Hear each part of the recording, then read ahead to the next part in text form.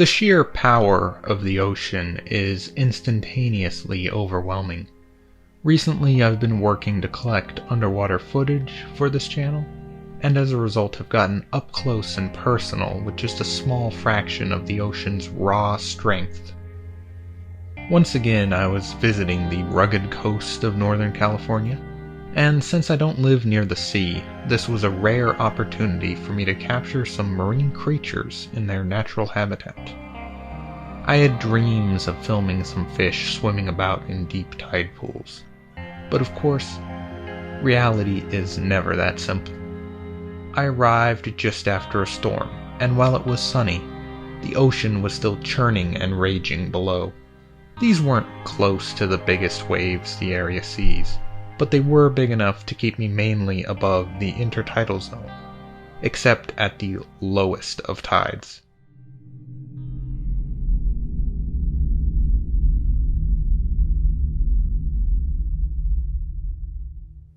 Standing on the shore is an almost unexplainable feeling. You feel pulled toward the water almost hypnotically. The rough waters below do not look survivable, but you can't help but lean toward the swirling waves and currents to get a better view. I've never been on a ship during a storm, but I often conjure up images of ships swallowing rogue waves. That's the raw and ephemeral power of the sea. For centuries, no one trusted sailors' rumors of waves taller than buildings, because so few of those who witnessed them lived to tell the tale. Even today's modern ships aren't invulnerable to being pulled down with little warning into the abyss. I also think about the almost unknowable middle of the ocean. Not the middle relative to the land on either side, but to the surface and the seafloor. There's millions of cubic miles of water, all without landmarks or features. We probably know less about this zone than we do about the bottoms of the deepest ocean trenches.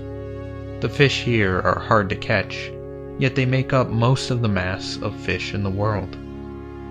Equidistant from the raging surface and the crushing abyss, the sea here glows with bioluminescence, but so far we've been unable to shine a light into its depths. It's easier to peer far into the stars than it is to fully explore the ocean. By its very nature, the seas obscure our view. Filming underwater footage brings a new perspective to how I see the ocean. From the surface, the view of the depths is distorted by waves and ripples and occluded by light. Go just beneath the surface and you can see a whole other world. But even so, the ocean still cloaks itself in a blue underwater fog, which recedes into the shadowy abyss. I tread carefully on the beach. The ocean demands your respect, ready to sweep away anyone too absorbed in its wonder.